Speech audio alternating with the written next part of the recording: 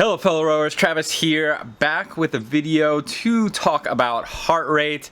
It's been quite a while since I've uploaded a video, but this is a subject that I really thought that you guys could benefit from, because with the whole COVID situation, there's a lot of people kind of hopping out and making some videos. Not all of them have quite the experience that lends them to giving the best advice. And there's a lot of people talking about heart rate, especially this idea of zone 2 heart rate and rowing, and how that is where you should be spending a lot of your time with training.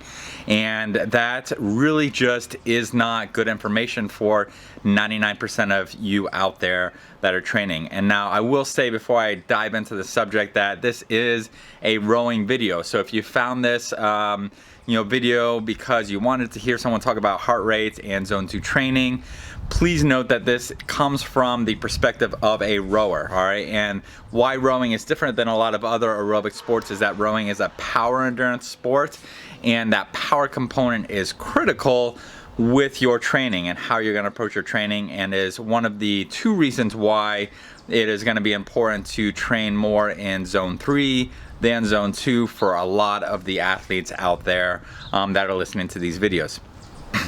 So there's 2 things that we're going to talk about that are going to explain why you probably want to avoid zone 2 training as a rower. And the first has to do with volume, all right? And so that whenever you come down to a lower heart rate zone, all right, in case the zone 2 is gonna be somewhere in that 60 to 70% of your heart rate max. And I mean, I have my own issues with calculating heart rate max. I really don't think you can do that with a simple arithmetic, with a simple formula. That it's really about trial and error and experience. But let's put that aside and let's say you can calculate heart rate max, because anybody that's training in this zone 2 is going to do it probably based on that calculation of your heart rate max, all right? So let's say we're starting from what's theoretically a flawed position in the first place. We're calculating our 60 to 70% heart rate zone, and that we're going to be training in that zone. Now the problem is that anytime you go from a higher heart rate zone to a lower heart rate zone, you have to significantly increase the volume of the work that you're putting in to get a meaningful training effect. And that holds true from zone 3 to zone 2. So when a lot of people are hearing these coaches or YouTubers talking about the value of zone 2 training, they're taking that heart rate zone and they're basically using their same volume that they've been training in, and they're just dropping the intensity.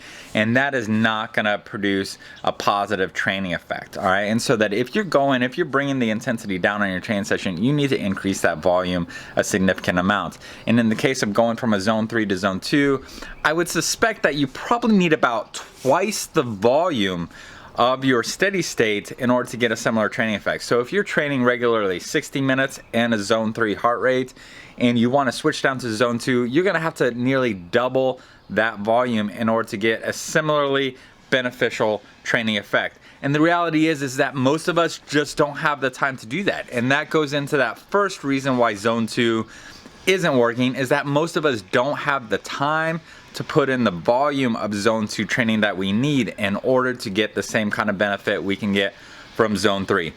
Now, that being said, if you do have that availability, if you can put in 2-hour sessions on a regular basis, 90-minute sessions at the minimum in that zone 2, then yes, it is beneficial, because it does lend for a better recovery between training sessions.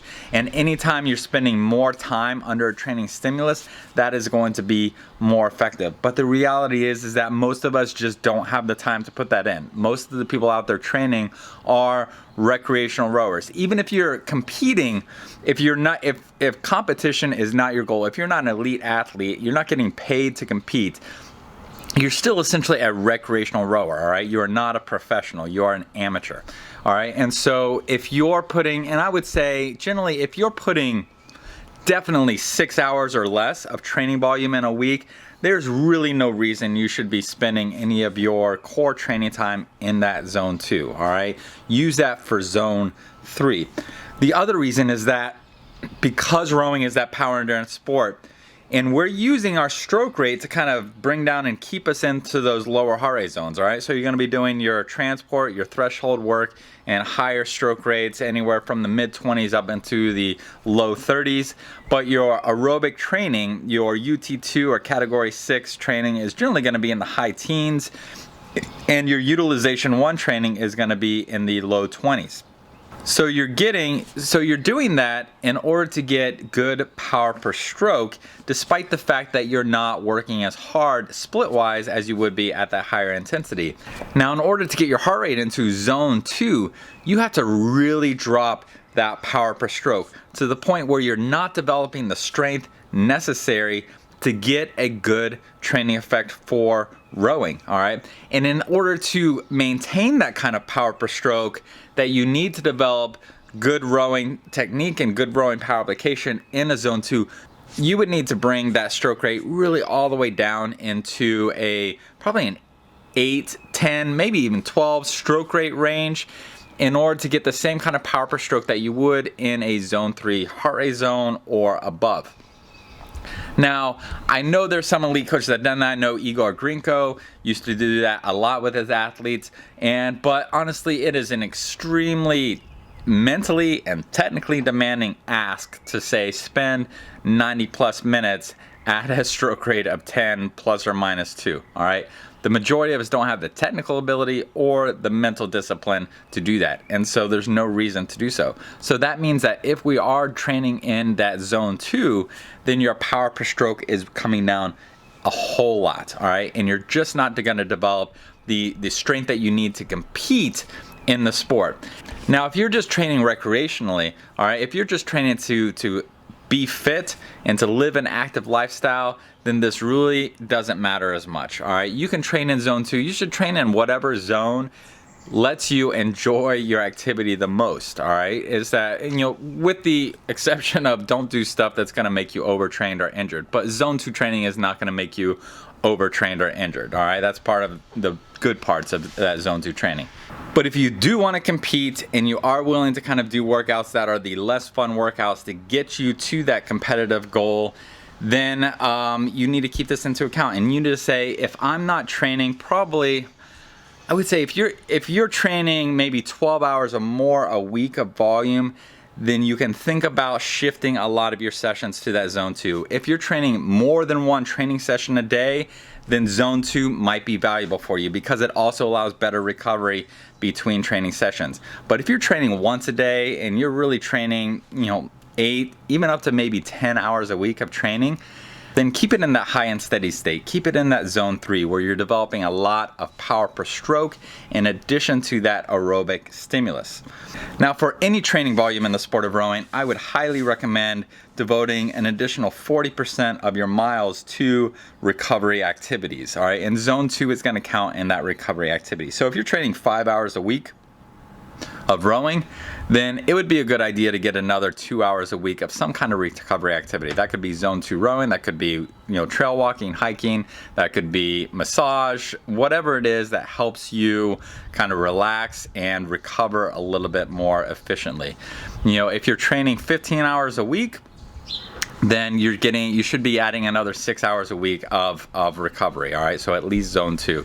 Now, the next consideration is that if you are training zone 2 and you're not getting the kind of power per stroke that you need to be successful once you shift into a competitive pressure, then you're gonna need to get that kind of power per stroke developed in other ways, all right? And so that could be your strength training, but it is also in your anaerobic and your threshold training, all right? And so that if you are training zone 2, you must be also training a lot of good power per stroke when you're training anaerobic threshold, aerobic threshold, transport, any kind of race pace, your lactate threshold.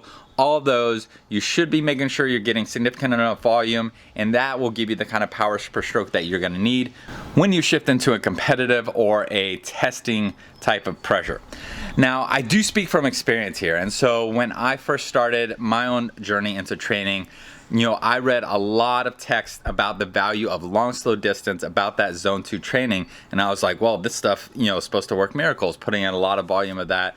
And I would also look into, well, if I want to get the best aerobic system, what is the sport that relies the most on aerobic training? And I was like, well, that's cycling. All right, cycling, those guys are riding hours and hours at a time. It's totally aerobic dependent and relies on metabolizing fat, and that means low intensity kind of zone 2 training for hours and hours and hours.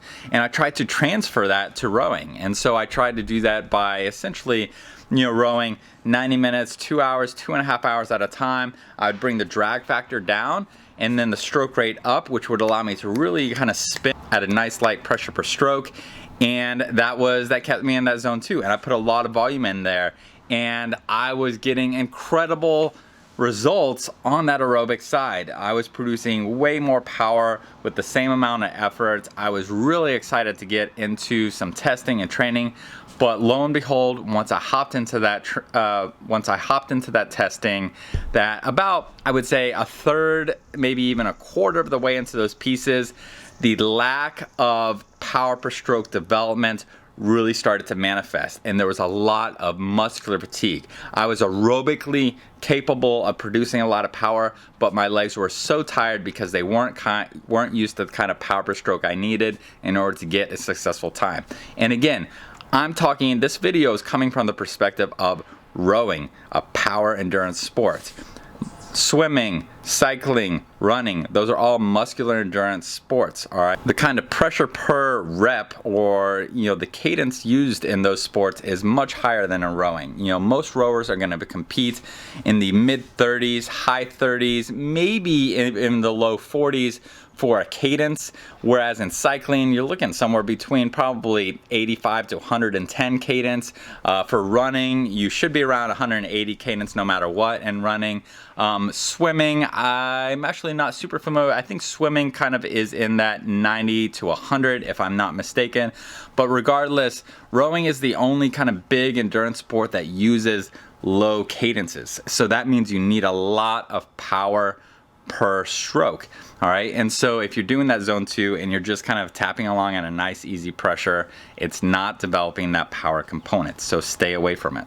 And so that's the summary of why I wanted to put this video out there, is because I think there's a lot of good intentioned people out there that have tried their zone 2 training and they've seen good benefits from it, and they want to share those benefits.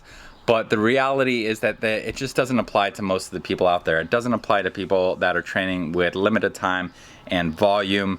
If you only have 5 hours a week to train, then your aerobic training needs to be at a high pressure per stroke. All right, you can push into that zone 3, and if you're 5 hours a week, you're not putting enough volume in to get that overtraining effect that people warn against when they're saying zone 2 is better than zone 3. Now, if you're getting up into that 8, 10, 12 hours a week of training volume, then you're kind of on the borderline, all right? I am a big believer that, a 10-hour training week at that zone 3 is the best approach to training for aerobic sports, all right? That comes from my kind of adherence to Arthur Lydiard's training methodology and the work that he's done, because I do think that even though Lydiard was a running coach, I think those principles apply to rowing because of that power per stroke component and that need to kind of train at the high end of your aerobic zone for the majority of miles. But even with those 10-hour training weeks that Arthur Lydiard proposed, he was also suggesting spending at least 40%, so 4 additional hours training as a recovery, all right, or doing your strength training, doing some light running, light jogging, all right. So it's essentially more of a 14-hour training week. If you are not an elite rower, if you're not training multiple sessions a day, if you're not going out for rows either on the indoor row or on the water of 90 minutes, 2 hours on a regular basis, then I recommend that you stay away from that zone 2 training, all right? Again, let's step back and say, if you're just doing this for enjoyment and you're not doing this for competitive performance, then row in whatever energy zone gives you the most enjoyment, all right? And if you just want to have that aerobic benefit, then you can stay in zone 2 all you want. But realize that if you start in rowing, if you hop onto a race course, you hop in a boat with some friends, for a little competition, then you're going to kind of start to suffer the consequences of that zone 2 training if it hasn't been properly supplemented with anaerobic training and a lot of either strength work or power per stroke at anaerobic training zones, then once you get about a quarter of the way, maybe a third of the way into those competitive pieces, those time trials, you're gonna feel it, all right? You're just not gonna have the kind of strength in your legs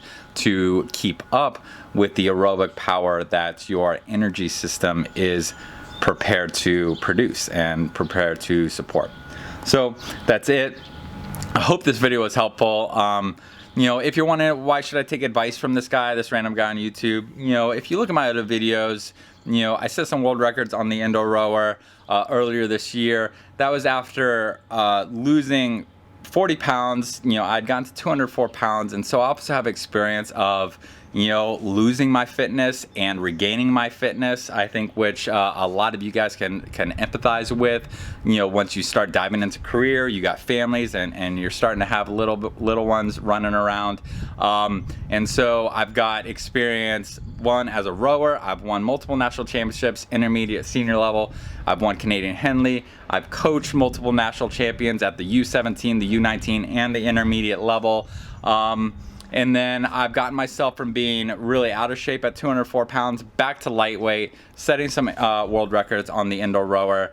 And so there's some good experience there. I've been coaching for over 12 years. The people that I'm coaching are just, you know, the youth and the adults in the area. And so my experience is drawn from kind of the everyman, all right? And so I don't have a very narrow perspective training the best of the best athletes, because I've only been working with the elites. You know, I'm working with, you know, the 12-year-old kids that are finally getting off the couch and getting off their phones and starting to live an active lifestyle, and the hurdles that come with trying to get that person safely and successfully, you know, to compete at a very high level, all right? And so I think that experience applies very well to the majority of people that are probably watching this video out on YouTube, just trying to get information about their training, all right? And while this video isn't really focused on what to do, it's more focused on what not to do. Hopefully it can help you avoid kind of walking down the wrong path. If you do want more information, I have a lot more videos on this channel. Check them out. I have 2 others where I really talk about, you know, heart rate training, and a lot of my other videos I'll talk about U1 or transport or AT training, and I'll touch on heart rate as well. I also do have a website, GTS Rowing, where I do consulting, I do one-on-one coaching, and so if you have questions, I'm happy to set up and answer your questions about your specific needs and your specific challenges and what you should specifically be doing. So feel free to check that out. This is Travis signing off. I hope this helped you guys. And if you have questions, comments, please shoot them down below. I know that there's a lot of different opinions competing, and people are really passionate about this heart rate training. And so I'm happy to engage with you guys in a discussion on that topic. So that's it. Have a great day, and hope you guys are having great training, and looking forward to kind of getting out of this COVID situation so that we can all start training with each other again. All right, signing off. Peace. Take care, guys.